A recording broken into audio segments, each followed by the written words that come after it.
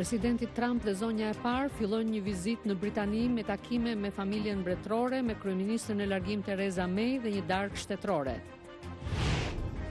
NATO gati ta mirëpres Maqedoninë e Veriut si antare në 30 të aleancës pas zgjidhjes së mosmarrëveshjes për emrin me Greqinë.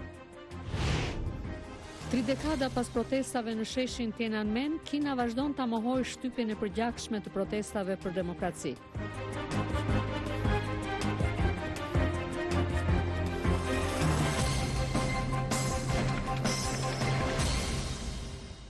Mirëmbrëma dhe mirë se vini në programin e Zërit Amerikës Ditari, unë jam Laura Konda. Sot do t'ju njohim me vizitën e presidentit Trump në Britaninë e Madhe dhe marrëdhënien e veçantë mes Britanisë dhe Shteteve të Bashkuara.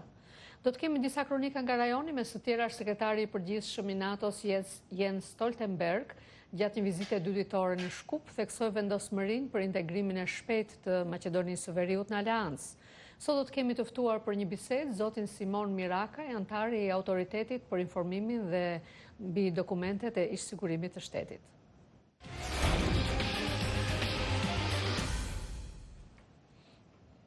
Presidenti i Shteteve të Bashkuara Donald Trump ka filluar një vizitë 2 ditore në Britani, gjatë së cilës ai do të takohet me familjen mbretërore, do të t'i ftuar në një darkë shtetërore dhe do të zhvillojë bisedime me kryeministren e largim Theresa May. Mbretëresha Elizabeth e Britanisë e përshëndeti presidentin Trump dhe gruan e tij Melania pasi mbritën në pallatin e Buckinghamit me helikopter të hënën. Pas një ceremonie mikpritëse që përfshinte 41 të shtëna topash dhe inspektimin e gardës mbretërore, presidenti Trump pati një drekë private me mbretëreshën. Mbretëresha Elizabeth i shoqëroi presidentin dhe zonjën e parë në një vizitë në galerinë e fotografive të pallatit Buckingham. Artefaktet në galeri përfshin një hartë të New Yorkut të shekullit të 18 dhe statujën e një kali që presidenti i dha mbretëreshës Elizabeth gjatë vizitës së tij vitin e kaluar. Vizita e presidentit Trump vjen ndërsa Britania ndodhet në mesin e trazirave politike. Kryeministria May muajin e kaluar njoftoi se do t'jap dorëheqjen pas dështimit për procesin e Brexitit. Ky proces do të vazhdohet nga pasardhësi i saj pa ndonjë rrugë të qartë për zgjidhje në kushtet kur ekzistojnë përçarje mes partive politike për këtë çështje. Presidenti Trump ka mbështetur publikisht ish-ministrin e jashtëm Boris Johnson dhe u tha gazetarëve të dielën para nisjes për në Britani se do të takohet me politikanin Johnson dhe politikanin tjetër britanik pro-Brexitit Nigel Farage gjatë takimeve të tij në Londër. Gjatë turneut europian, presidenti Trump dhe zonja e parë do të marrin pjesë gjithashtu në ceremonitë përkujtimore të D-Day në Britani dhe Francë. Ata do të marrin pjesë në një aktivitet për të përkujtuar 75 vjetorin e zbarkimit të forsave aleate në Normandi gjatë luftës së dytë botërore, përfshirë një vizitë në Portsmouth, një vend ku nisi ofensiva që çojnë në çlirimin e Europës, si dhe do të kenë një ndalesë në Irlandë. Ashtu quajtura marrëdhënie e veçantë midis Shteteve të Bashkuara dhe Britanisë do të jetë në qendër të vëmendjes gjatë vizitës shtetërore që presidenti Trump filloi sot me zonjën e parë. Por si ndjehen vetë britanikët për marrëdhënien e tyre me amerikanët mes protestave të planifikuara dhe debateve ndaj deklaratave të zotit Trump mbi politikën britanike?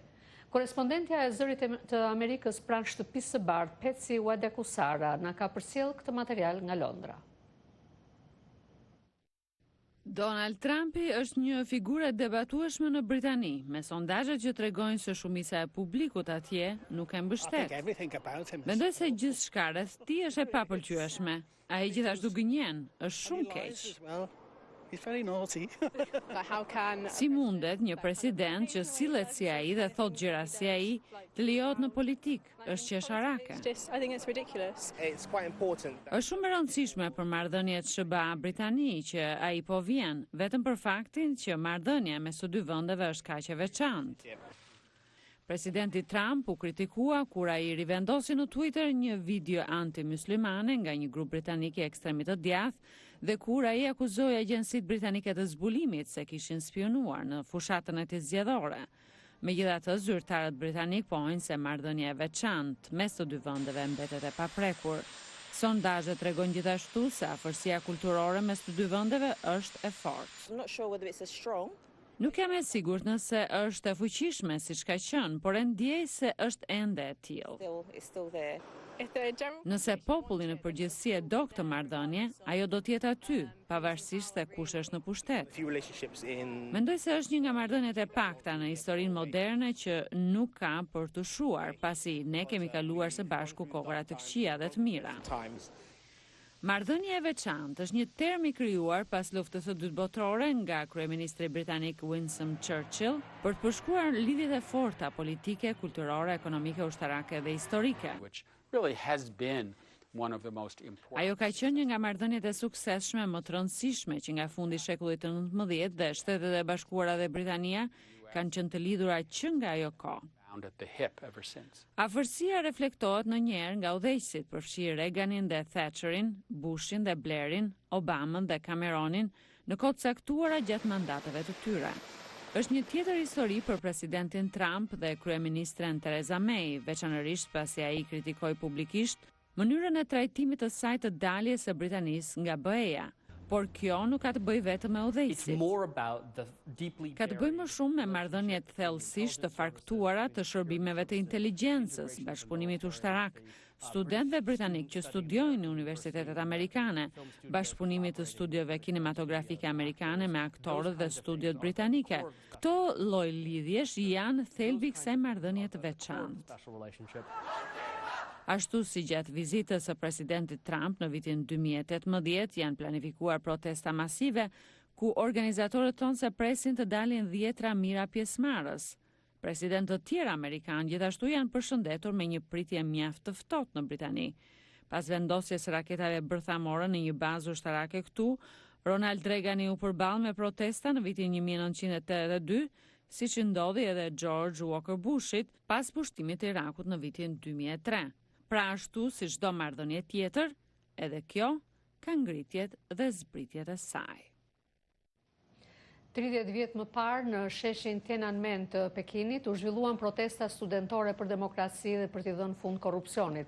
Pas disa javë protestash, qeveria kineze vendosi të shtypë me dhunë turmën e demonstruesve, duke vrarë dhe plagosur qindra ndoshta mijëra qytetar, meqense ende nuk dihet numri saktë i viktimave. 3 dekada më vonë, shteti aziatik vazhdon ta mohojë këtë incident që në Kinë mbetet një temë ndaluar. Por rreth kësaj ngjarjeje foli ministri i mbrojtjes i Kinës gjatë një samiti rajonal për sigurinë. Kina vazhdon të mohojë shtypjen e përgjakshme të protestës kundër regjimit komunist 3 dekada më parë në sheshin Tiananmen të Pekinit. I pyetur për këtë temë në një samit rajonal për sigurinë në Singapur, ministri i mbrojtjes në qeverinë kineze, Wei Fenghe, kundërshtoi zërat që akuzojnë Kinën për vrasjen e qindra protestuesve në demonstrata studentore. Të gjithë po shqetësohen për Tiananmenin pas 30 vitesh. Në këtë periudhë, Kina në udhëheqjen e Partisë Komuniste ka ndryshuar shumë.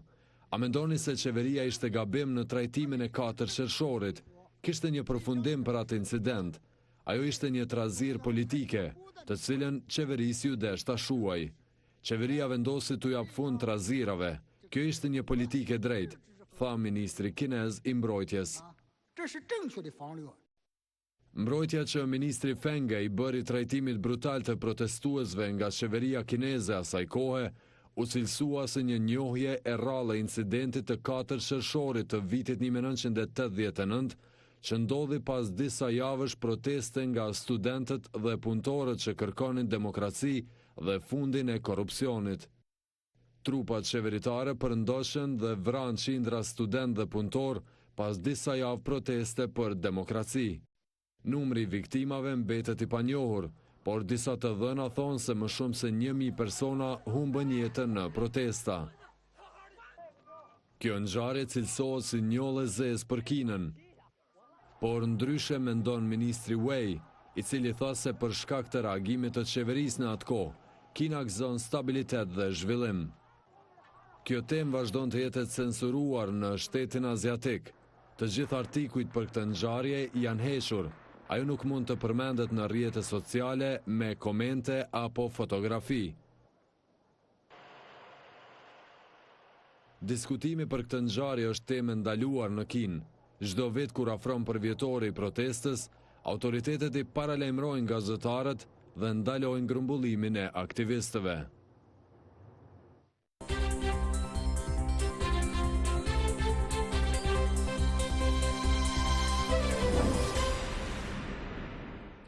Në Shqipëri, policia njoftoi sot se 42 persona janë arrestuar dhe 18 të tjerë, përfshirë sekretarin e përgjithshëm të Partisë Demokratike Gazmend Bardhi, do të procedohen në gjendje të lirë lidhur me ngjarjet e dhunshme të regjistruara gjatë protestës së mbrëmshme të opozitës, të cilat kulmuan para selisë së parlamentit. Aktet e dhunës në protestat e opozitës janë dënuar sot edhe nga kryetari i radhës i OSBE-s, ministri i jashtëm slovak Miroslav Lajčak, sipas së cilit pjesëmarrja në institucionet demokratike është e vetmja rrugë e ligjshme drejt pushtetit politik. Njofton nga Tirana korrespondenti ynë atje Armand Mero.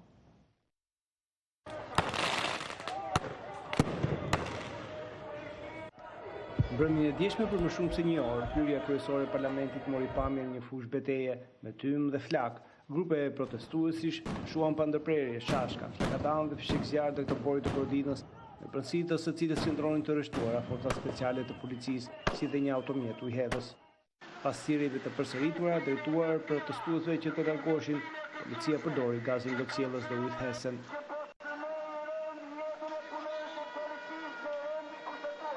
Të gjithë personat e arrestuar dhe proceduar për protestën e mbrëmshme akuzohen për kryerjen e veprave penale, organizimin dhe pjesëmarrjen në grumbullimet dhe manifestimet e paligjshme, kundërshtimi punonjësit të policisë së rendit publik, goditje për shkak të detyrës, prishje të qetësisë publike dhe shkelje të rregullave mbi lëndët plasëse djegëse dhe radioaktive.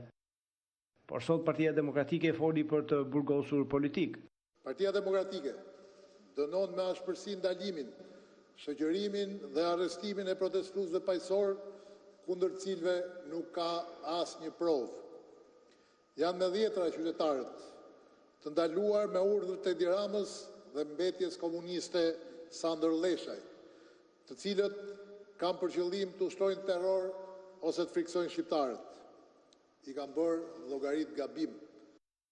Edhe mbrëm pati replika me spalve, ministri Leshaj bëri përgjigje kryetarin demokrat Luzim Basha për sulmin kriminal nga militantë të Partisë Demokratike kundër policisë, siç u shprehi. Përpjekja për të destabilizuar, për të krijuar dhunë, është pas një shpresë për arsye se policia e shtetit është vendosur për të marrë të gjitha masat. Nga ana tjetër, zoti Basha akuzoi policinë për dhunë jo proporcionale, duke deklaruar se kryeministri dhe ministri i Brendshëm do të mbanin përgjegjësi para ligjit. Dhuna në protestë u dënua që mbrëm nga ambasada amerikane, sipas së cilës përdorimi i mjeteve piroteknike, sidomos kur vënë në shënjestër policinë, nuk është akt paqësor, është i papranueshëm dhe jo demokratik. Lidhur me zhvillimet në Shqipëri, u shpreh sot dhe kryetari i radhës i OSBE-s, Miroslav Lajčak, gjatë vizitës së tij në Tiranë. The escalation of violence during several opposition-led protests is very worrying. Përshkallëzimi i dhunës gjatë disa protestave të udhëhequra nga opozita është bërë shumë i bezdisshëm. Raziat nuk duhet të zëvendësojnë angazhimin demokratik, përkundërzi ato heqin çdo shans për dialog dhe për të gjetur një terren të përbashkët. Vazhdimi i tyre do të dëmtojë përpjekjet e Shqipërisë për reforma dhe padyshim do të pengojë realizimin e përparësive të saj të brendshme dhe ndërkombëtare. Vendimi i anëtarëve të opozitës për të hequr dorë nga mandatet është për të ardhur keq. Pjesëmarrja në institucionet demokratike është e vetmja rrugë e ligjshme drejt pushtetit politik. Participation in democratic institutions is the only legitimate path to political power. Sipas zotit Lajčak, e vetmja mënyrë për të arritur përparim dhe për të gjetur zgjidhje është përmes dialogut konstruktiv mes të gjitha palëve, për të tejkaluar dallimet dhe për të punuar në interesin më të mirë të vendit. Por rruga e dialogut asgjë duket në horizont. Shumica ka nisur fushatën në një garë ku thuajse është e vetme, ndërsa opozita kërcënon me përshkallëzim të protestave të saj. Koha për fjalët po mbaron dhe në protestën e ardhshme fjalën do ta ketë vetëm sovrani, vetëm populli, vetëm ju. Për Zërin e Amerikës, Armand Mero, Tiranë. Sekretari i përgjithshëm i NATO-s Jens Stoltenberg, i cili së bashku me Këshillin Veri Atlantik të NATO-s ishin për një vizitë dytore në Shkup, theksoi vendosmërinë për integrimin e shpejtë të Maqedonisë së Veriut në aleancë. Zoti Stoltenberg shprehu mirënjohje për reformat e arritura dhe tha se ato duhet të vazhdojnë. Ai shtoi se marrëveshja e Prespës duhet të shpërbëjë si model për zgjidhjen e mosmarrëveshjeve në rajon. Korrespondenti ynë Isak Ramadani njofton nga Shkupi. Sekretari i përgjithshëm i NATO-s Jens Stoltenberg u prit me ceremonitë e larta shtetërore dhe ushtarake para selisë së qeverisë në Shkup. Ai arriti dje këtu për takimin e Këshillit Veriatlantik të NATO-s me Komitetin për Integrim të Maqedonisë së Veriut në Aleancë, i pari i këtij lloji që mbahet në Republikën Ish Jugosllave. Sekretari Stoltenberg tha se janë të dukshme përfitimet e Maqedonisë së Veriut nga afrimi në NATO, sepse investimet në vend po rriten dhe se kjo tregon se siguria mundëson bazën e mirëqenies. Ai nënvizoi nevojën për vazhdimin e reformave në shërbimin e inteligjencës, në fushën e mbrojtjes dhe të sigurisë së këtij vendi. Our visit sends a very clear message. We are ready to welcome you into the NATO. Vizita jonë dërgon një mesazh shumë të qartë. Ne jemi të gatshëm t'ju mirëpresim në familjen e NATO-s, tha sekretari Stoltenberg. Ndërkohë kryeministri maqedonez Zoran Zaev arritjet që i ka shënuar vendi drejt integrimit në NATO i quajti merita të gjithë politikanëve dhe qytetarëve që nga pavarësia e vendit tek ndej. Ai theksoi se antarësimi në NATO është vendim strategjik i Maqedonisë së Veriut i vërtetuar përmes rezolutës në parlament qysh në vitin 1993. Откаго ја добивме поканата за полноправно членство во НАТО. Нашиот бруто домашен приход. Kryeministri Zaev bëri të ditur se që prej marrjes së ftesës për antarësim në Aleancë, të hyrat e brendshme bruto janë ngritur për 5% Ishte minus 1,8% me recesion të thelluar politik dhe ekonomik, tha zoti Zaev, duke nënvizuar se investimet e huaja kanë shënuar një rekord të ri prej 625 milion eurosh, që i bie 3 herë më të larta nga mesatarja e 8 vjetëve të fundit, tha ai. Qeveria e Maqedonisë së Veriut është e vendosur që ta ngrejë për 0,2% buxhetin për mbrojtjen dhe ushtrinë. Edhe në të ardhmen do të bashkëpunojmë me vendet fqinje si aleat në kuadër të NATO-s, besojmë në politikat e dyerve të hapura të NATO-s, u shpreh kryeministri maqedonez. Shkupi shpreson se në takimin e nivelit të lartë të NATO-s në dhjetor në Londër do të bëhet antar fuqiplot i Aleancës Veriatlantike, por zoti Zaev thotë se nëse zbëhet në dhjetor, atëherë përfundimisht në fillim të vitit të ardhshëm. Zaev nuk dyshon se Turqia e konsideruar si vend mik do të avonojë ratifikimin e protokollit të antarësimit të Maqedonisë së Veriut në NATO për shkak të hatërmbetjeve eventuale lidhur me disa persona të cilët Ankaraja i cilëson si gylenist ose pjesëtar të organizatës FETO e që qëndrojnë dhe punojnë në Maqedoni. Ndërkaq sekretari Stoltenberg, duke ju përgjigjur një gazetari serb në pyetjen se në bazë të cilave ligje ndërkombëtare e mbron NATO-ja territorin e Kosovës, tha: NATO is present in Kosovo through our KFOR mission, which has a clear international mandate, and we NATO është në Kosovë përmes misionit të KFOR-it me mandat të kërkuar ndërkombëtar dhe jemi atje për të krijuar qëndrueshmëri, paqe dhe për të mbrojtur të gjitha komunitetet në Kosovë, po ashtu dhe serbët.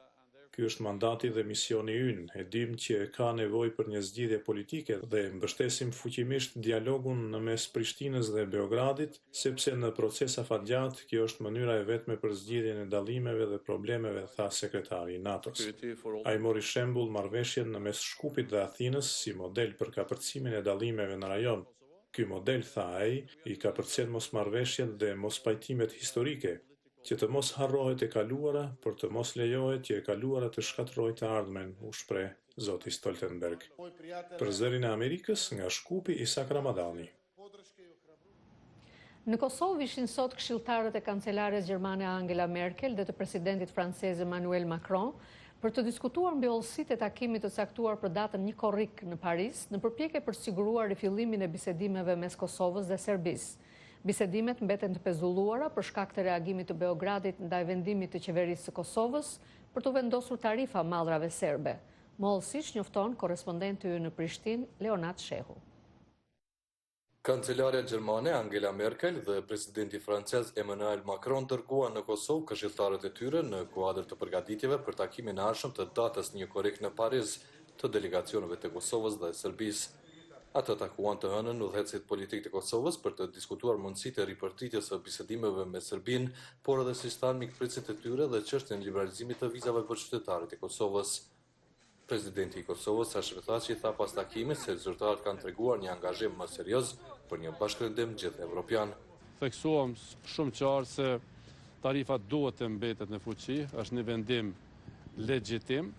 Në anën tjetër, duhet respektohet marrëveshjet që në arritur në vitin 2013 nga të gjitha palët.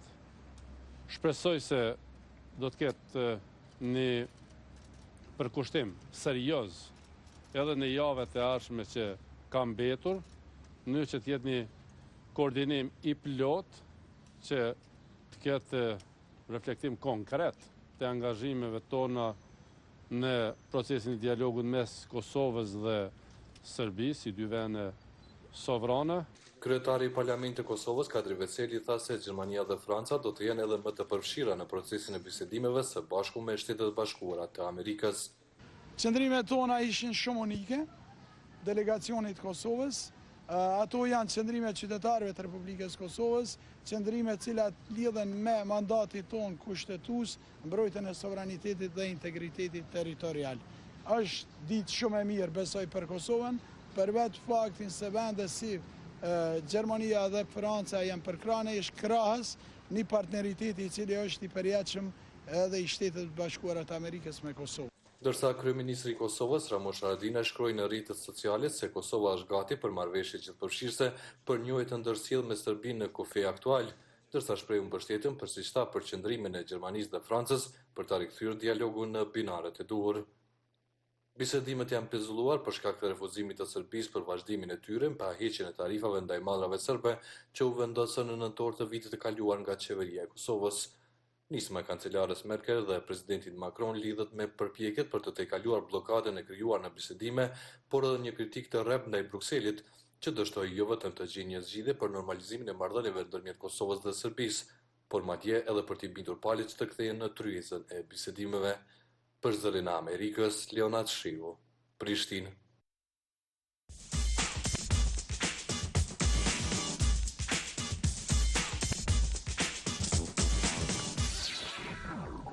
Në Shtetet e Bashkuara ndodhen këto ditë disa zyrtarë nga Autoriteti për Informim mbi dokumentet e ish-sigurimit të shtetit të vitit 1944 deri në 1991 për të marrë pjesë në një takim për të kujtuar 30 vjetorin e masakrës në sheshin Tiananmen të Pekinit. Takimi është organizuar nga Fondacioni për kujtimin e viktimave të komunizmit në Washington. Ne kemi sot të ftuar për një bisedë zotin Simon Mirakaj nga Autoriteti për Informim mbi dokumentet e ish-sigurimit të shtetit. Mirëmbrëma, zoti Mirakaj. Mirëmbrëma, mirë se gjeta dhe ju faleminderit. Mirë se vini. Zoti Mirakaj, ju keni ardhur për të marrë pjesë në aktivitetet për të përkujtuar pra 30 vjetorin e masakrës së Tiananmenit. Çfarë do të ketë në këto takime dyditore? Ne kemi marrë një ftesë nga Fondacioni Viktimat e Komunizmit në qendër në Washington për me qenë prezent në këtë ceremoni përkujtimore të 30 vjetorit, si shtatë edhe ju, të masakrës në sheshin Tiananmen.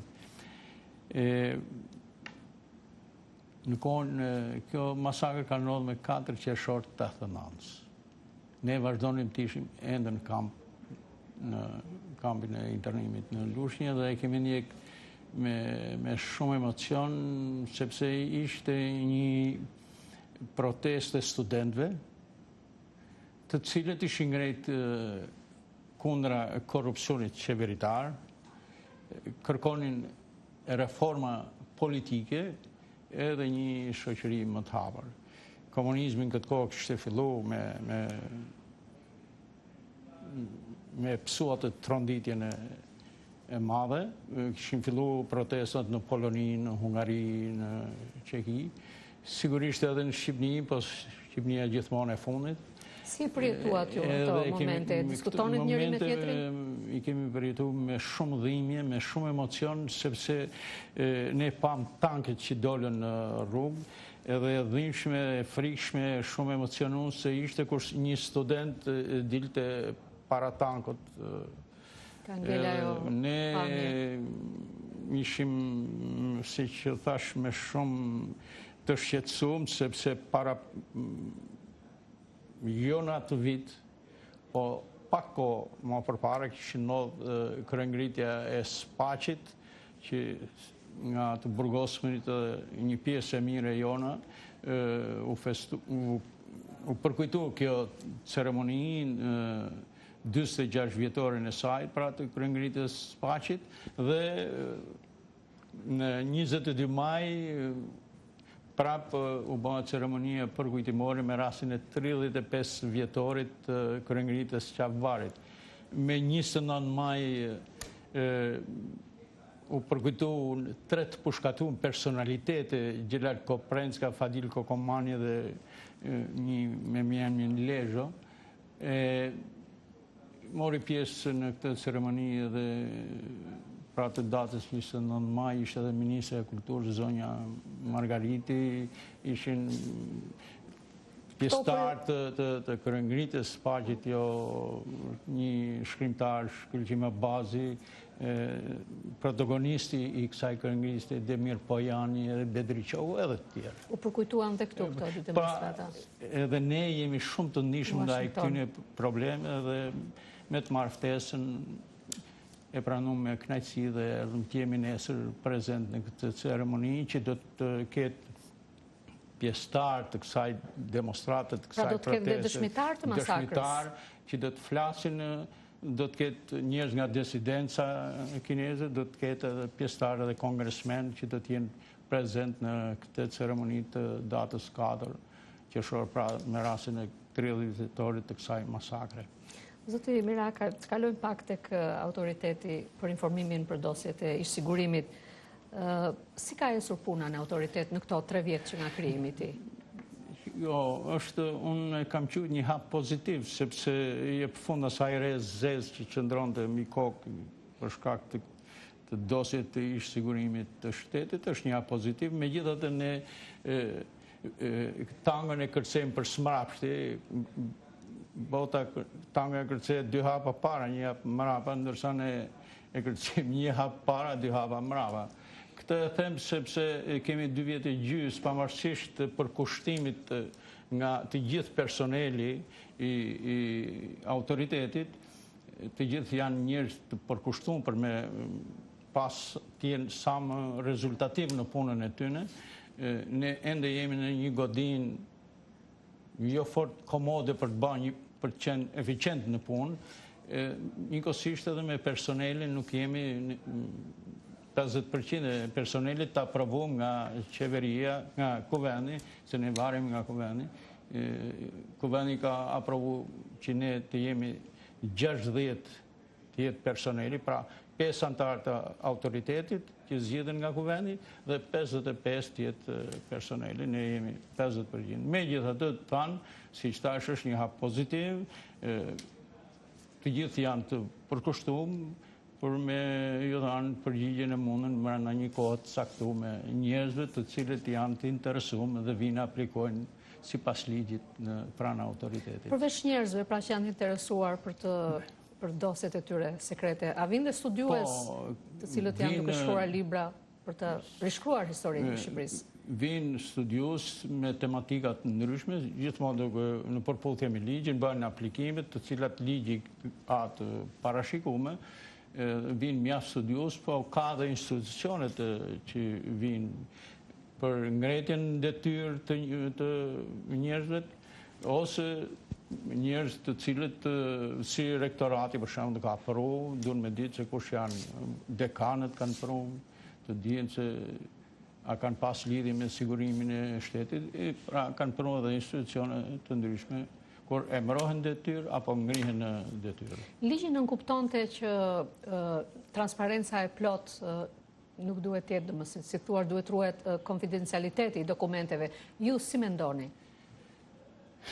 Unë për me si një ishi për ndjekun, unë jam kundër këtyre, po gjithmonë njeriu ligjet janë ligje, duhet të jesh qëndrosh, duhet të jesh pedant në ato ligje, duhet të zbatosh me korrektësi, duhet të jesh korrekt. Po për mua ato sepse shkaktojnë edhe vonesë.